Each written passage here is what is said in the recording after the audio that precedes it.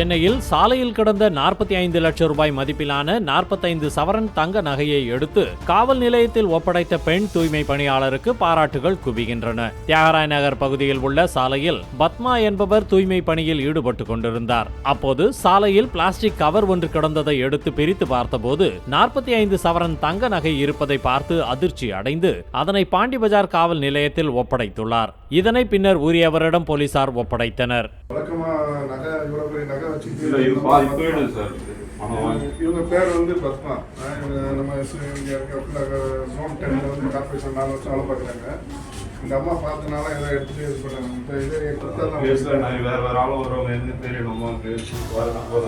அதாவது இந்த சந்தனம் சாலையில மகாராஜா சந்தன சாலை தானே பார்த்து அந்த ரோட்டில் ஃபுல்லாக கேமரா இருக்குது. அப்படியே மிச்சாலும் போலீஸ் கண்டுபிடிச்சிடுவாங்க. இந்த இடத்துலையும் சிட்டி ஃபுல்லாக நம்ம இதுக்குள்ள கேமராஸ் எல்லாம் ரெடியாக ஆட்கள் கூட பார்க்கலாம்.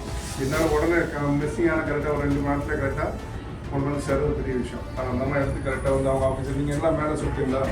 நீங்கள் எல்லாம் மண்டல சொல்லி எல்லாம் வந்துட்டீங்க இல்லையா? ஓகே, சரி. வாழ்த்துக்கள். காவல்துறை சார்பாக வந்து இந்த மாதிரி காணாமல் போன நாங்கள் வந்து கரெக்டாக நல்ல மாற்றப்படி சுமார் 45 சவரம் எடுப்போம் இல்லையா? இன்னையோட வேலைக்கு பார்த்தீங்கன்னா எத்தனை வேலை வச்சுருக்கோம். எல்லாம் கரெக்டாக தான் ஓகே.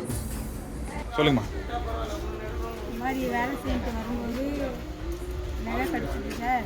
2 மணி இருக்கும் கிடைக்கும்போது எடுத்துகிட்டு வந்து எங்கள் ஆஃபீஸர்கிட்ட கொடுத்தேன். அவர் எடுத்துகிட்டு வந்து போலீஸ் ஸ்டேஷனில் கொடுத்துக்கலாம் அப்படின்னு சொல்லிட்டு எங்கள் ஆஃபீஸர் எல்லாம் வர வச்சார். எடுத்துகிட்டு போய் கொடுத்துருந்தாங்க போலீஸ் ஸ்டேஷனில். அவ்வளோதான் சார். இவ்வளோ நகை எடுத்ததுக்கு என்ன எப்படி திருப்பி கொடுத்துருக்கீங்கன்னா என்ன நினச்சிங்க? அந்த நகையை பார்த்தோன்னே உங்களுக்கு என்ன தோணுச்சு? எனக்கு பயம்தான் சார் தோணுச்சு. திரும்பி அவங்ககிட்ட கொடுத்துருணும். இவ்வளோ நகையாக இருக்கே, நம்ம என்ன பண்ண போகிறோம் அதை வச்சுட்டு அப்படின்னு சொல்லிட்டு திரும்ப கொடுத்துருந்தேன் சார். சொந்தக்காரன்ட்ட கொடுத்தோன்னே எப்படி இருந்துச்சு? ஐயோ ரொம்ப சந்தோஷப்பட்டாங்க சார். அவங்க அழுதுகிட்டே இருந்தாங்க.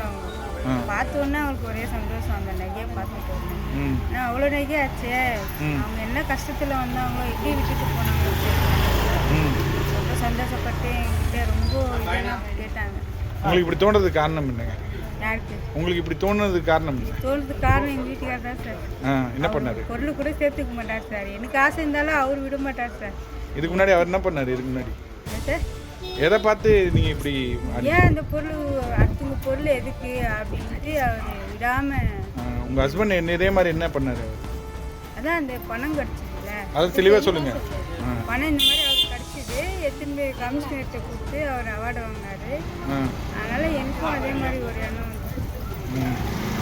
அவங்க கொடுத்தம்போது எப்படி இருந்துச்சு? உங்களுக்கு என்ன சொன்னாங்க?